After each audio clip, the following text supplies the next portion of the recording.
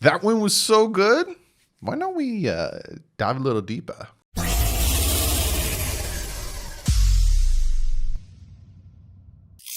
What is up, Finn fans? Yes, that win yesterday. Now, this is a late video for you guys. I'm putting this out late Monday night, but you might be seeing it Tuesday.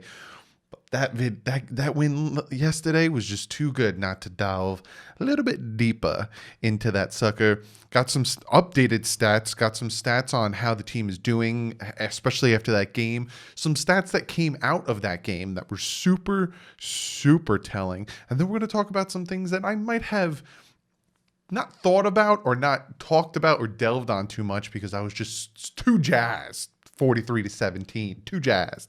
Before we get into that, I will be live this Sunday for the Miami Dolphins versus the New York Jets. I will be live for that game. I'm very excited. It's in the local area, so I will actually be able to watch it on TV, be live with you guys. Also, if you guys haven't yet, I'll link it below. The picks are there. The picks are pinned at the top comment. So if you go to comment and you scroll down and then you see the very first comment, it's my comment, that's where the picks are. Click on that or go to the community tab, click on that. And one last thing, the Flick app. If you don't know what the Flick app is, it's a cool little app. It's free where we can chat, where we could do picks, where we could do a bunch of stuff over there as well. It is a free app. I set up a DouglieDoWrong Miami Dolphins page. It will be linked in the top of the description. Click on the link. Download the Flick app, Android or Apple, and come join the chat. I got about 13 of you guys over there, and we're chatting it up. So come join the Flick app. Again, it's free. It's a free app. Just come hang out. It's kind of like Discord, but a little bit more targeted towards sports. So come join the Flick app. But let's jump into this, and let's dive deeper into this Miami Dolphins 43-17 win over the San Francisco 49ers. Now, going into this game, a lot of people thought that the Dolphins were going to lose. Even the Miami Dolphins came out and made a little bit of a meme with Michael Jordan laughing at everyone picking against the Miami Dolphins. Not a lot of people thought the Dolphins were, hey, Jimmy Garoppolo's back, Raheem Mostert's back. Yeah, they might be a little bit banged up on that defense, and Richard Sherman might not be out there, but hey, it's they're gonna lose this one. They're gonna lose this one bad. You know, they're not that good. And I came out and I said, hey man, you know, we were a few plays away from beating Seattle. We were a few dropped interceptions away from beating the Buffalo Bills. And people kept saying to me ifs and buts and all that stuff and blah blah blah blah blah. And I'm saying, you know, if this team can get their heads out of their butts, if they can put these things together, if they can just not make stupid mistakes, they can win. They could be a very good, dominant team. And Byron Jones is back. Hopefully he's 100%. And people kept saying to me, oh, no. This is the Miami Dolphins. Come on. 43-17. This is what happens when this team puts the pieces together, when this team is healthy, when this team understands the scheme, when the team is working as one. Sunday, or for me yesterday, is what happens. A big, decisive win. Jacksonville Jaguars game, a big, decisive win. After yesterday for me, if you're watching this on Tuesday, Sunday's game, the Miami Dolphins are now ranked 12th in scoring offense. 12th. That 43 points shot them up to 12th in scoring offense with 27.2 points per game.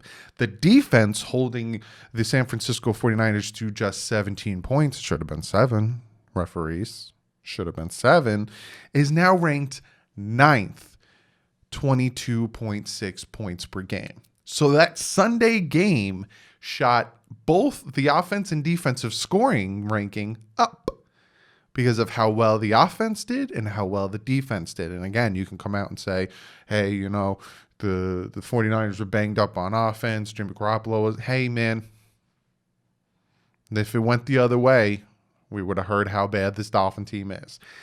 The Miami Dolphins are tied for seventh after collecting, I think it was 5 or 6 sacks yesterday, are now ranked 7th with 14 sacks. Just to put this in perspective, last year, the Miami Dolphins in a total after 16 played games ranked in 22 sacks, 22 and a half sacks, I think it was. We're at week 6 and they're at 14 already. 14. Sacks allowed, we've only allowed 8 sacks and ranked 10th in the NFL in that. Oh, I'm going to talk about the offensive line. I got a big section that I want to talk about with that offensive line, but I want to delve a little bit more on that secondary. We brought in Byron Jones. Now, I'm getting all high and mighty. I will talk about, talk more. I got a lot to talk about, so stick around. We brought in Byron Jones. A lot of us, especially me, lost my bananas. I thought, oh my God, him paired with Xavier Howard, the secondary is going to be nasty. And then the secondary wasn't nasty. And then the Buffalo Bills game happened. And then he got injured, Byron Jones. And then it's like, oh God, Noah's getting thrown in there when he might not be ready. And then a lot of people start calling Noah a bust, which I think is crazy. And all this stuff started happening. And then Sunday happened. Xavier Howard was targeted 4 times. He allowed 0 catches. He had 1 interception and 1 pass breakup. Him and Byron Jones collected, they were targeted 7 times, only allowed 20 yards, and that is 2.86 yards per target. When these 2 men, Xavier Howard and Byron Jones, were on the field together, the 2 games that they were on the field together, they allowed 268 passing yards, which is 134 yards per game. The top defense, pass defense, which is the Indianapolis Colts, allowed 179.6 yards per game. That shows with Xavier Howard and Byron Jones on the field at the same time, the Dolphins have 35 less yards than the top-ranked pass defense. When they're on the field together at the same exact time, they are targeted 5 for 11 catches for 57 yards, 0 touchdowns, 1 interception. So you see how dynamic it is to have Xavier Howard and Byron Jones on the same field at the same time covering. Because then all of a sudden you got these other guys. And I'm going to talk a little bit more. I want to talk about what's on my list, and then I'm going to get to the things in my head. Jerome Baker, he had 1 sack, 2 quarterback pressures, 7 tackles, and 19 yards reception off of 5 targets. He had a very good day, Jerome Baker, yesterday. Eric Rowe, he allowed 2 receptions on 6 targets for 31 yards, and 1 of those catches was to Kittle for 12 yards. Eric Rowe is showing up to be a very, very good tight end shutting down safety for us, and I'm ecstatic for that. Now, after breaking down some stats and talking about that stuff, now I'm going to talk about the other things, right? Now, I was talking about the secondary. I was talking about Byron Jones and Xavier Howard being on the field together, how dynamic. Gave you the stats, gave you the facts, gave you all that stuff. But then you had other people in that secondary who were struggling, right? Nick Needham gave up a few tic-tacky penalties, but then he still kind of struggled a little bit. Jakeem Grant needs to get his stuff together. He had a horrible punt return that really screwed us, really killed the momentum after 2 back-to-back touchdowns. And then a very easy first down that could have continued the drive and potentially, again, got us more points and held the 49ers to less points. Easy drop. I don't know what's going on with Jakeem Grant. Me personally, I wouldn't have Jakeem Grant back there returning kick returns, punts, anything like that. He worries me. Isaiah Ford has his games where he showed up. Jacksonville game, he had a good game and all that stuff. Preston Williams yesterday had a very good game, over 100 yards receiving, touchdown, very good game. Devontae Parker's Devontae Parker. He's always going to be targeted, always going to do well. We also have Mike Gesicki doing fantastic things. Those 4 guys are doing really well. We kind of needed Jakeem Grant to use his speed to separate and get, down the field and do his thing. But if he's not going to catch the ball when he's targeted, it's like, And then next year, Albert Wilson's going to be back. Allen Hurns is going to be back. Dolphins are going to draft probably a wide receiver. We need a slot, so maybe draft one in the 2nd, 3rd round. Going to potentially sign a slot receiver. So it makes Jakeem Grant extremely expendable. And we'll see if he even makes it to the end of the season. We'll see what happens with him.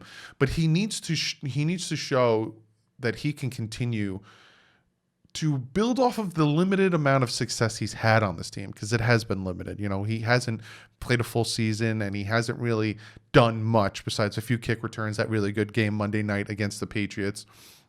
Had a few games here and there, right? So I had to throw in a few Debbie Downers, with besides, Byron Jones and Xavier Harry, Nick Needham had a struggle. And then also, like I said, Jakeem Grant. Let's get back to some positives, right?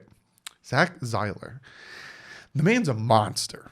We got him last season off of waivers from the Baltimore Ravens. He came in, played the Giants game, was a monster. Yesterday was a monster. He needs to stay on the field. He needs to continue to stay on the field and continue to have that monster game.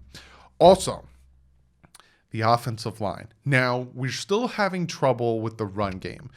I'm still trying to figure out, and I'm going to look at some things and look at tape and stuff. Just try to figure out, is it the scheme? Is it the running backs, or is it the offensive line, or is it a little bit of each, Because I noticed in some of the games earlier in the season, there was lanes and then they kind of collapsed really quickly. And is it because the offensive linemen aren't holding their blocks as long as they should? Because you'll see throughout the game, you'll see Gaskins will break off a nice 10 or a nice 20 or he'll break off some big chunks and then, it kind of dissipates. Now, all of a sudden, the play call stops, So I got to look into it, see what's going on with the offensive line when it comes to the run game, because they are ranked 25th. I don't know where they're ranked now, but before yesterday's game, they were ranked 25th in run blocking. So we'll see where they're at with that. But that offensive line, they took Jesse Davis, put him at left tackle.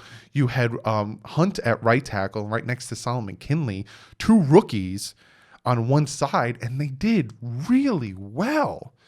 Really well. So think about this. And again, I'm not predicting anything.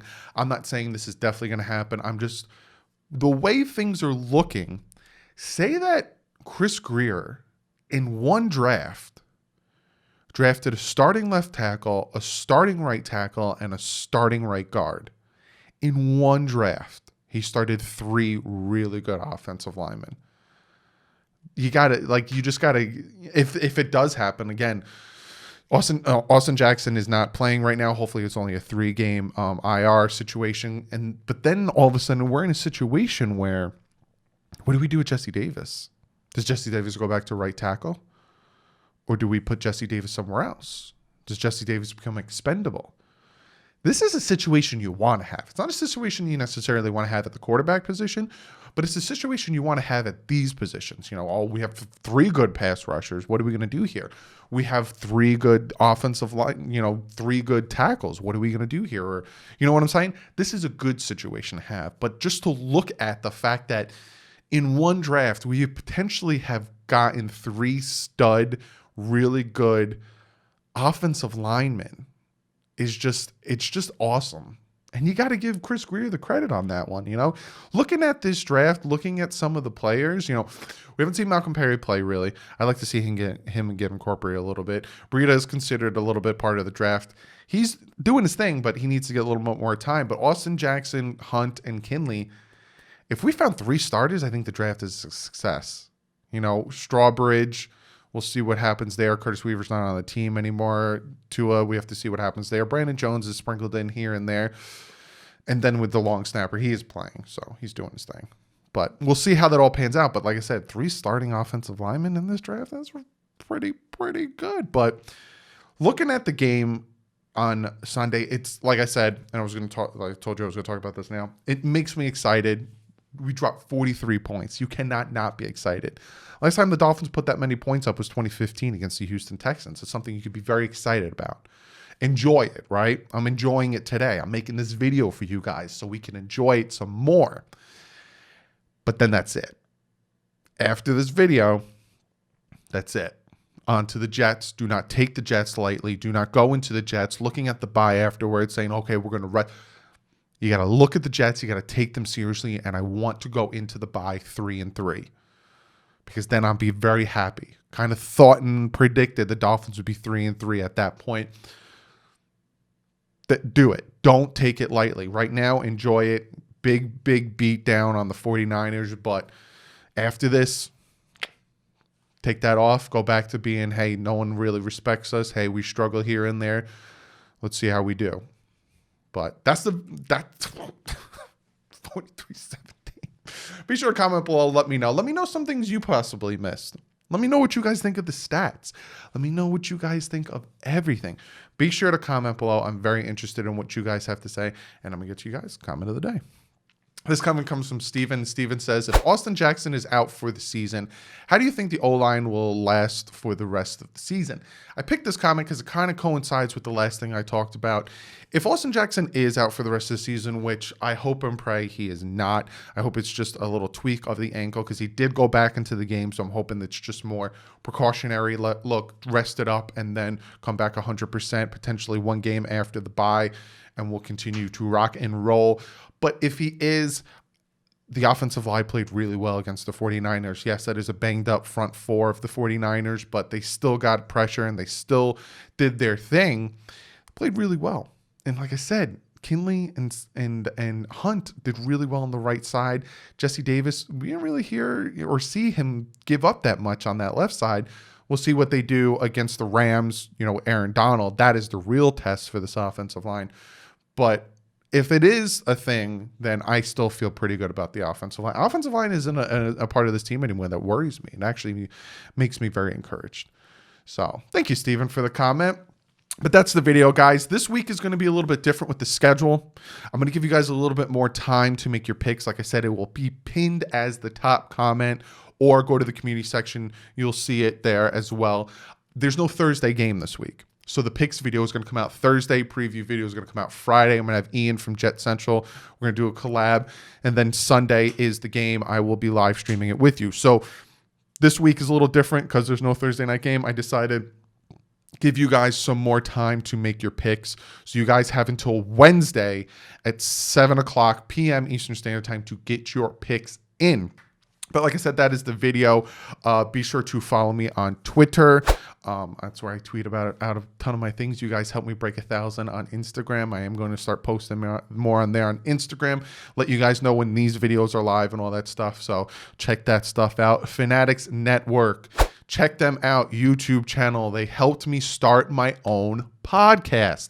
Yes, I have my own podcast thanks to Fanatics Network. If you go on my Twitter, I retweet every time the podcast comes out. It's essentially this, but podcast form. So if you can't catch my videos, it is also on my podcast. So be sure to go on my Twitter and check that stuff out, but also check out Fanatics Network. Very, very great people over there. Huge collaboration with other people. Perfectsville. Be sure to go over, check that out. Also, at Fanta Fan Network. Go over and check that stuff out. They have the website where I am the Miami Dolphins ambassador. Everything Miami Dolphins is me. They have the Twitch stream, twitch.tv/FantaFanNetwork. Check that stuff out as well. But other than that, I will see you guys on Thursday with the picks video. Unless breaking news happens, then you know you're going to get your news. But other than that, guys, see you guys Thursday. Be sure to make your picks. But like usual, stay classy. Fins up.